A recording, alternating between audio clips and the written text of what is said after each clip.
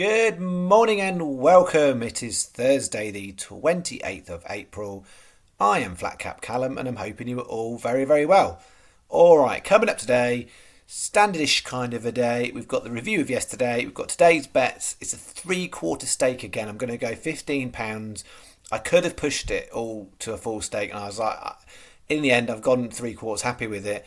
It's two sort of three bets depending on how you look at it. That's coming up, and then we'll do a word on the golf. All right, yesterday, not good yesterday. So we had 15 on, 95 pence back is what I made it. So this was the have a go lucky 15. None of them were that close. Seneca Chief was the closest. But yeah, nothing on that one. So that was disappointing. It was more of a bit of a punty bet. The main bet I was really disappointed with. So who's got you now? It ran up with the pace really, really well and then just faded and couldn't hold on to a place and was about 8th. And then Susie's Javia, that was really disappointing. It was 11 to 1 on the channel in the morning, 33s at SP, which was ridiculous.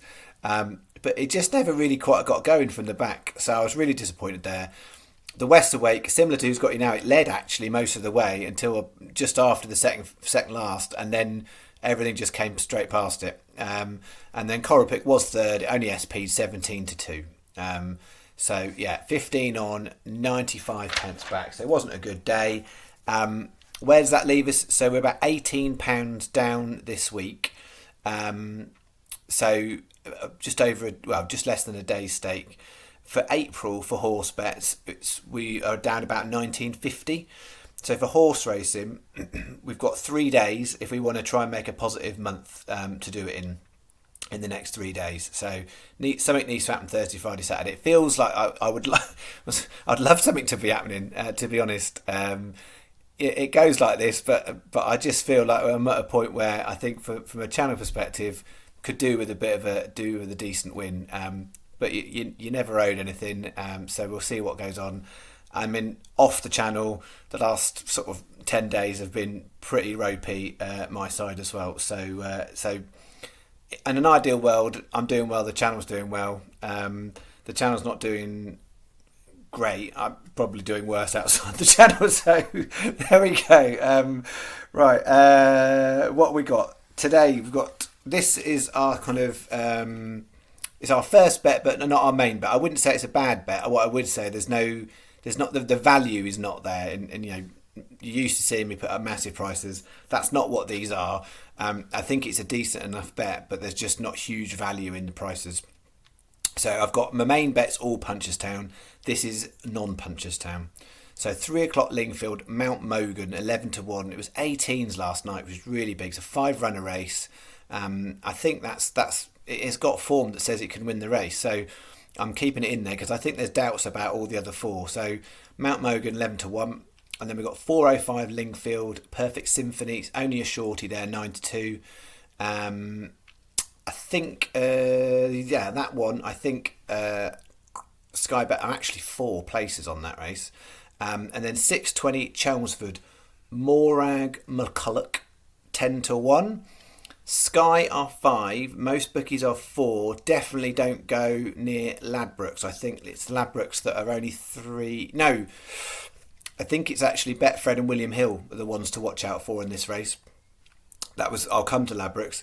Betfred and William Hill, and I know there's some Betfred and William Hill users because it's going to be chat on the comments. They are only 3 places, I think, on that race. So double check that because I wouldn't want to put that bet on with the same level of confidence at all with 5 on Sky, 4 for most bookies, I'm okay with. 3, so if you can avoid putting this bet on with Betfred or William Hill, that would be advisable. And then the last one, no extra places for anyone, equally fast, 11 to 2. So I've done it as a 15 pence each way, lucky 15, and just a 25p each way single on Mount Mogan, which has got the best value in it. So yeah, this bet one, I would be very cautious about Betfred or William Hill because of leg 3, because I think they're only paying 3 on that race. Check that out. All right, main bet. Ladbrokes is not the place for the main bet. That's what I meant to say. All right, main bet. So let's make sure this is nice and clear for you. So in essence, I've got 2 lucky 15s with a different horse in leg 1, basically. So legs 2, 3 and 4 are the same. We're just going different horses in the top one. So the top race, the 340 Punchestown, Sky are 7, most bookies are 6. Avoid Coral and Labrooks, who are only 5 on that race. They're 5 on there, and they're 5 on the 6 o'clock one. Some of the others are 6 as well. So the first bet, I'm saying Betfred William Hill, not great. This one, Labrooks definitely not, and Coral not as well. I would try and find other bookies than those two. So we've got Bold Approach at 16s and No Caith to back. So those are both additional 25p each way singles. So we've got Bold Approach leg 1 and then the next 3, and we've got No Caith to back leg 1 and next 3. So hopefully that is clear enough. 2 15p each way singles, different horses in a 340 for leg 1. Leg 2, I was umming and ahhing a lot because in the 415 there, I've gone Silver Class. I like that horse. Sky have got promotion on that race, money back cash type promotion. So they're only paying 3 places, quarter of the odds. Most other bookies are 4 on that race. And then in the 450, which I haven't got on here, Sky are 5 and most bookies are 4.